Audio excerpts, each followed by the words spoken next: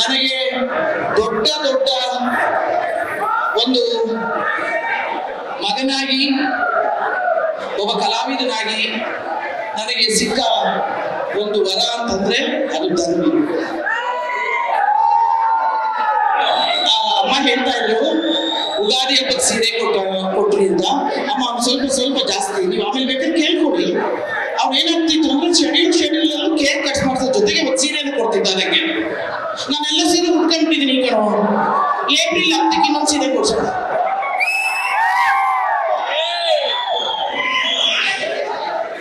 ನಿಜಕ್ಕೂ ಇವನ್ ಬಗ್ಗೆ ಇನ್ನೊಂದು ದೊಡ್ಡ ನನಗೆ ಅಭಿಮಾನ ಹುಟ್ಟಿದ್ದು, ಮೆಚ್ಚುಗೆ ಅನಿಸಿದ್ದು, ಗೆಳೆತನಕ್ಕೆ ಪ್ರಾಣ ಕೊಡುವಂತ ಜೀವ.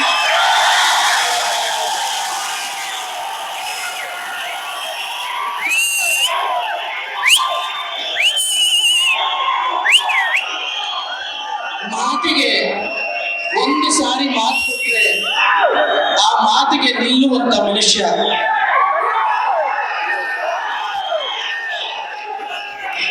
ಹೃದಯವಂತ. ಅದು ಆನ್ ಸ್ಕ್ರೀನ್ ಅಷ್ಟೇ ಅಲ್ಲ, ಆಫ್ ಸ್ಕ್ರೀನ್ ತನ್ವೀರ ನೀನು. ತುಂಬಾ ಸಂತೋಷ ಅನ್ಸುತ್ತೆ ನಿನ್ನನ್ನು ಬೆಳೆಸಿದ ನಿಮ್ಮ ತಂದೆ ತಾಯಿಗೆ ನಾನು ಹೃದಯ ತುಂಬಿ ಧನ್ಯವಾದಗಳನ್ನ ತಿಳಿಸ್ತೀನಿ. ಯಾಕಂದ್ರೆ ಇದು ಬರಬೇಕು ಅಂತಂದ್ರೆ ರಕ್ತದಿಂದ ಮನೆಯಿಂದನೇ ಬರಬೇಕು. ಈ ಮನೆಯವರಿಗೆಲ್ಲರೂ ನಾನು ಧನ್ಯವಾದ ಹೇಳ್ತೀನಿ. ಮತ್ತೆ ಈ ಚಿತ್ರದ ಸಂಗೀತ ನಿರ್ದೇಶಕ ಅಜನೀಶ್, ಅವ್ನು ಯಾವ ಸಿನಿಮಾದಲ್ಲಿ ನಾನಿದ್ರು ಕೂಡ ಒಳ್ಳೆ ಹಾಡು ಕೊಟ್ಬಿಡ್ತಾನೆ. ಯಾಕಂದ್ರೆ ಅದು ಹೆಂಗೋ ಇಟ್ಟಾಗ್ಬಿಡುತ್ತೆ, ನಮಗೆ ಒಂದಷ್ಟು ಗೊತ್ತೇ ಆಗೋದಿಲ್ಲ. ಅಜನೀಶ್ ಎಷ್ಟು ಚೆನ್ನಾಗಿ ಕೆಲಸ ಮಾಡಿದ್ದಾನೆ ಇವನು ಅಂತೇಳಿ.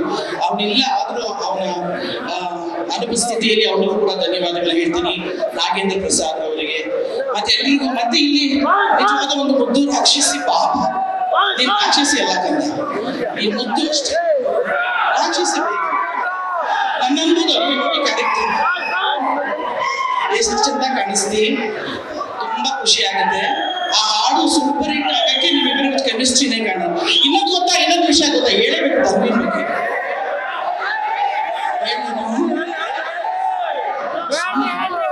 ನೀವ್ ಯಾರು ಅವ್ನ ಅಣಗಿಸ್ಬಾರ್ದು, ನೀವ್ ಯಾರು ಅವ್ನ ತಮಾಷೆ ಮಾಡ್ಬಾರ್ದು.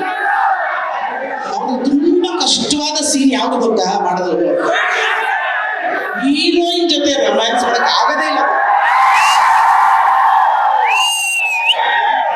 ಹೀರೋಯಿನ್ ಡೈರೆಕ್ಟರ್ ಅವ್ರು ಹೇಳ್ತಾರೆ ಚೆನ್ನಾಗಿ, ಸರ್ ಹೀರೋಯಿನ್ ನ ಇಟ್ಕೋಬೇಕು ಸರ್ ಅಂದ್ರೆ ಇಟ್ಕೊಳ್ಳೇಬೇಕಾ? ಪರವಾಗಿಲ್ಲ ಸರ್, ಅಷ್ಟು ದೂರ ಇದ್ರೆ ಪರವಾಗಿಲ್ಲ ಸರ್. ಸರ್ ನಾನು ಬರೀ ಕಣ್ಣಿಂದ ಕೊಡ್ತೀವಿ ಸರ್, ಕಣ್ಣಿಂದ. ಕೈಯೆಲ್ಲ ಯಾಕೆ ಸರ್ ಅಲ್ಲೇನು? ಅಯ್ಯೋ ಇವ್ರು ಕೇಳಿ ಹೀರೋ ಅದ್ ಹೆಂಗ. ಬಟ್ ಹೀರೋಯಿನ್ ಒಂಥರ ಅದೃಷ್ಟವಂತ್ರೆ. ಆದ್ರೂ ಏನು, ನೀನ್ ಬೇಗ ಮದುವೆ ಮಾಡ್ಬೇಕಲ್ವ, ಮದುವೆ ಮಾಡಿದ್ರೆ ಎಲ್ಲ ಸರಿ ಹೋಗ್ತೀಯ.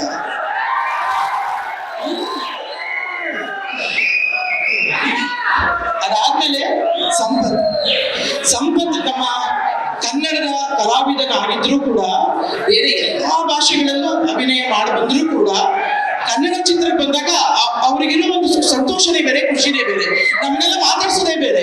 ಅಯ್ಯೋ ಅಂದ್ರೆ ಮನೆ ಬಂದಷ್ಟು ಖುಷಿ ಸಂಪತ್ತಿಗೆ. ಸಂಪತ್ ತುಂಬಾ ಒಳ್ಳೆ ಪಾತ್ರ ಮಾಡಿದ್ದಾರೆ ವಾಮನದಲ್ಲಿ. ನೀವು ತುಂಬಾ ಇಷ್ಟಪಡ್ತೀರಾ ಅದನ್ನು ಅನ್ಕೊಳ್ತೀರಾ, ಮೋಸ್ಟ್ಲಿ ಅನ್ಕೊಳ್ತೀರಾ. ತುಂಬಾ ಮುದ್ದಾದ ಪಾತ್ರ, ಬಹಳ ಒಳ್ಳೆ ಪಾತ್ರ. ಮತ್ತೆ ತುಂಬಾ ಇದು ನಮ್ಮ ಆದಿತ್ಯ ಮಾಡಿದ್ದಾನೆ. ಇದಕ್ಕೆಲ್ಲದಕ್ಕಿಂತ ಮುಖ್ಯವಾಗಿ ನಾನು ಕ್ಯಾಮ್ರಾಮನ್ ಸಿಂಹ ಅವ್ರನ್ನ ನಾನು ಜ್ಞಾಪಿಸ್ಕೊಳ್ಳೇಬೇಕು. ಬಹಳ ಸುಂದರವಾಗಿ ಬಂದಿದೆ.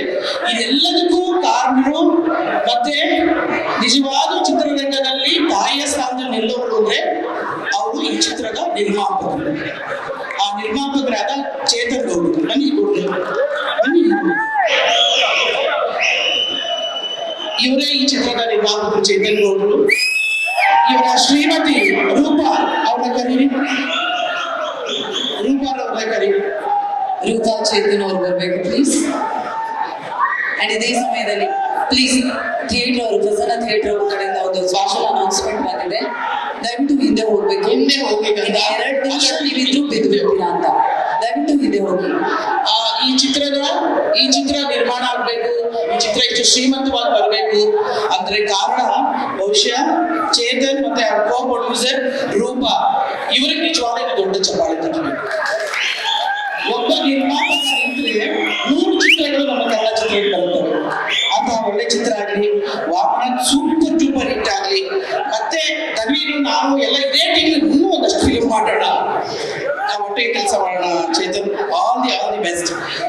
Thank you Roopa, thank you so much. ಆಮೇಲೆ ಇನ್ನೊಬ್ಬ ರಾಕ್ಷಸ ಇದ್ದಾನೆ, ಮುದ್ದು ರಾಕ್ಷಸ. ಇವ್ನು ಹೇಳ್ದ ನಮ್ಗೆ, ಶಂಕರ್ ರಾಮನ್ ಇವ್ರು ಡೈರೆಕ್ಟರ್.